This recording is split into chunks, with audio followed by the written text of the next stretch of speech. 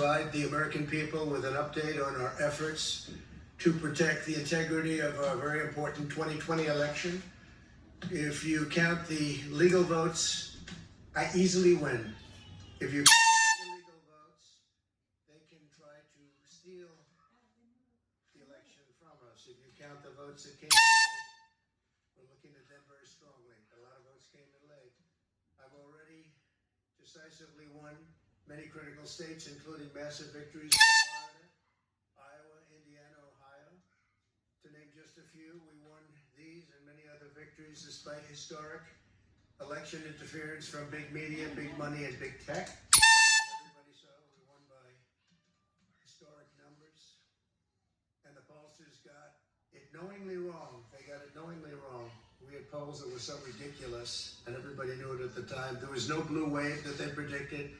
They thought there was going to be a big blue wave. That was false. It was done for suppression reasons, but instead there was a red wave, and it's been properly acknowledged actually by the media. They were, I think, very impressed, but that was after the fact. That doesn't do us any good.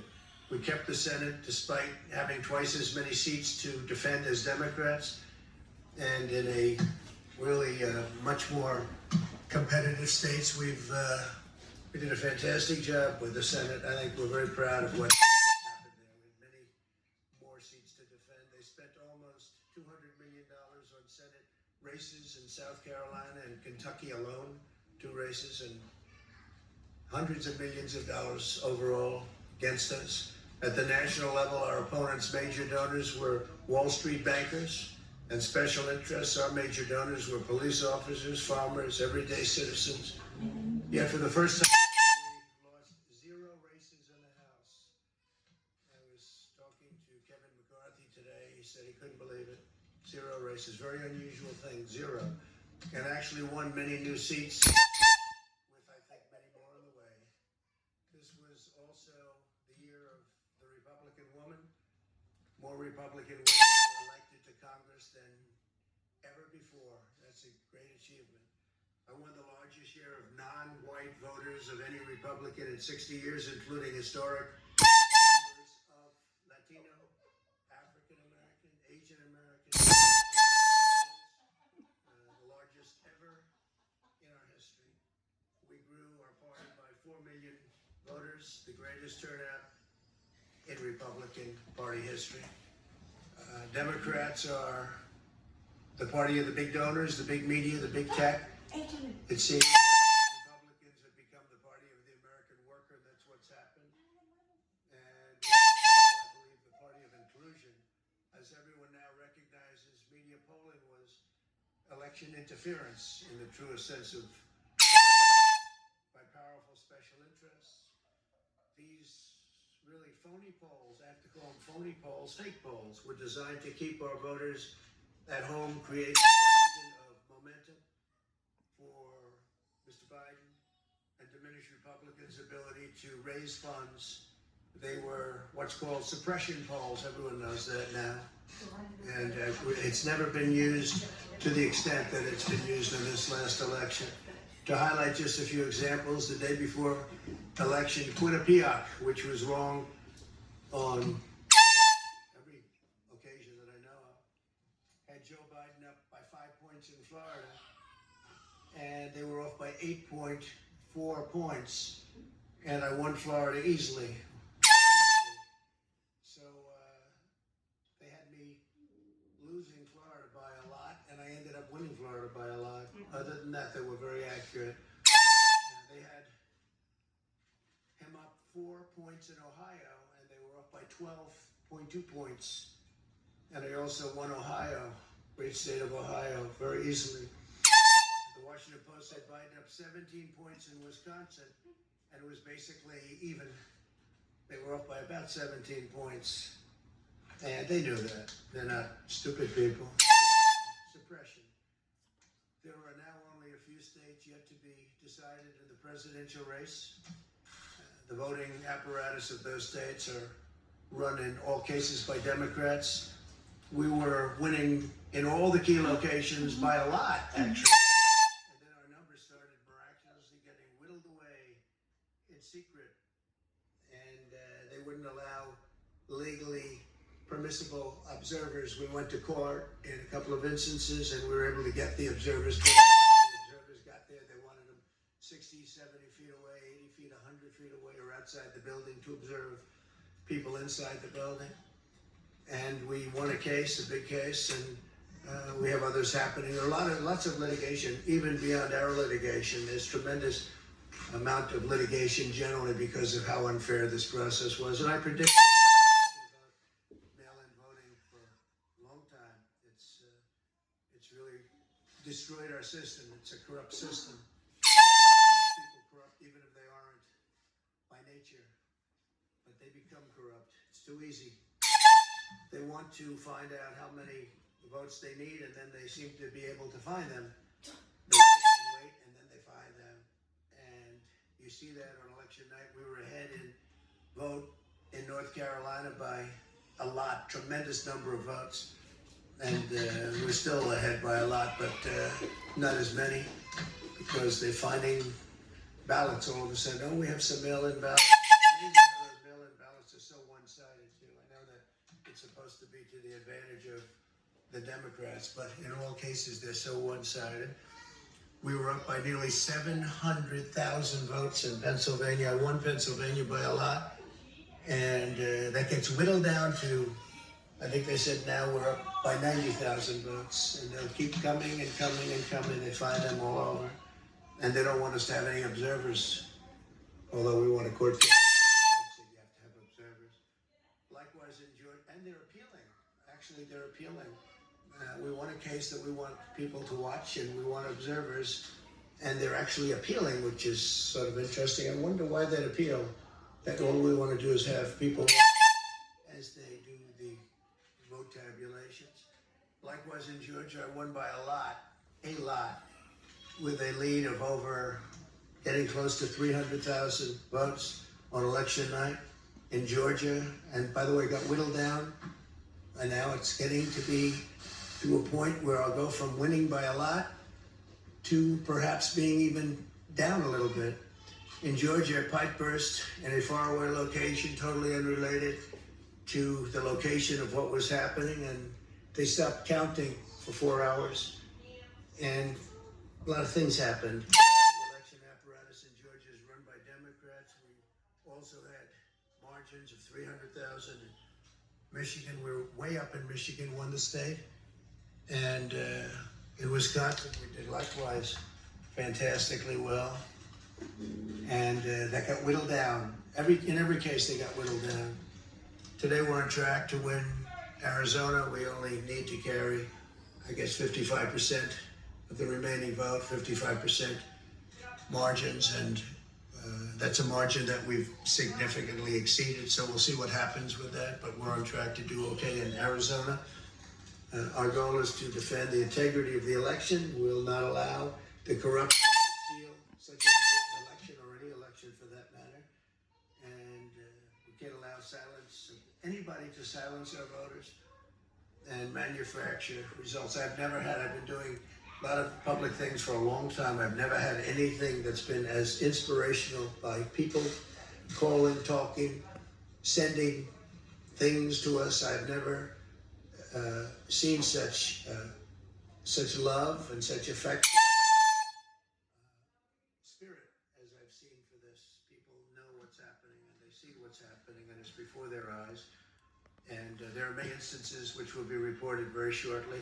There's tremendous litigation going on, and this is a case where they're trying to steal an election. They're trying to rig an election, and we see that happen. Detroit and Philadelphia, known as two of the most corrupt political places anywhere in our country, easily cannot be responsible for engineering the outcome of a presidential race, a very important presidential race. In Pennsylvania, Democrats have gone to the state Supreme Court to try and ban our election observers, and very strongly. We won the case, but they're going forward. They don't want anybody in there. They don't want anybody watching them as they count the ballots. And I can't imagine why. There's absolutely no legitimate reason why they would not want to have people watching this process, because if it's straight, they should be proud of it. Instead, they're trying obviously to commit fraud. There's no question about that. In Philadelphia, observers have been kept far away, very far away, so far that people are using binoculars to try and see, and there's been tremendous problems caused. They put um, paper on all of the windows so you can't see in, and the people that are banned are very unhappy and become somewhat violent. The 11th Circuit ruled that in Georgia the votes have been in by election day, that they should be in by election day, and they weren't. Votes are coming in after election day. And they had a ruling already that you have to have the votes in by election day. To the best of my knowledge, votes should be in by election day. And they didn't do that. Democrat officials never believed they could win this election, honestly. I really believe that. That's why they did the mail-in ballots, where there's tremendous corruption and fraud going on. That's why they mailed out tens of millions of unsolicited ballots without any verification measures whatsoever. And I've told everybody that these things would happen because I've seen it happen. I watched a lot of different elections before they decided to go with this massive election with tens of millions of ballots going out to everybody, in many cases totally unsolicited. This was unprecedented in American history. This was by design, despite years of claiming to care about the election security. They refused to include any requirement to verify signatures, identities, or even determine whether they're eligible or ineligible to vote. People are walking in there, they have no idea. They're just taking numbers, they're writing down things, the workers, and doing a lot of bad things, and we have a lot of information coming in litigation that you'll see that will shake even you people up, and you've seen it all. The officials overseeing the counting in Pennsylvania and other key states are all part of a corrupt Democrat machine that you've written about, and for a long time you've been writing about the corrupt Democrat machine. I went to school there, and I know a lot about it. It hasn't changed a long time ago, and hasn't changed. It's gotten worse. In Pennsylvania, partisan Democrats have allowed ballots in the state to be received 3 days after the election. And we think much more than that. And they're counting those without even postmarks or any identification whatsoever. So you don't have postmarks, you don't have identification. There have been a number of disturbing irregularities across the nation. Our campaign has been denied access to observe any counting in Detroit. Detroit is another place. And I wouldn't say it has the best reputation for election integrity. Poll workers in Michigan were duplicating ballots, but when our observers attempted to challenge the activity, those poll workers jumped in front of the volunteers to block their view so that they couldn't see what they were doing. And it became a little bit dangerous. One major hub for counting ballots in Detroit covered up the windows again with large pieces of cardboard. And so they wanted to protect and block the counting area. They didn't want anybody seeing the counting, even though these were observers who were legal observers that were supposed to be there. In Detroit, there were hours of unexplained delay in delivering many of the votes for counting. The final batch did not arrive until 4 in the morning, and even though the polls closed at 8 o'clock, so they brought it in, and the batches came in, and nobody knew where they came from. We've also been denied access to observe in critical places in Georgia. In multiple swing states, counting was halted for hours and hours on election night, with results withheld from major Democrat-run locations, only to appear later. And they suddenly appeared, and they all had the name Biden on them, or just about all. I think almost all. They all had the name Biden on them, which is a little strange. I challenge Joe and every Democrat to clarify that they only want legal votes, because they talk about votes, and I think they should use the word legal votes. We want every legal vote counted, and I want every legal vote counted. We want openness and transparency, no secret count rooms, no mystery ballots, no illegal votes being cast after election day. You have election day, and the laws are very strong on that. You have an election day, and they don't want votes cast after election day, and they want the process to be an honest one. It's so important. We want an honest election, we want an honest count, and we want honest people working back there because it's a very important job. So that's the way this country is going to win. That's the way the United States will win.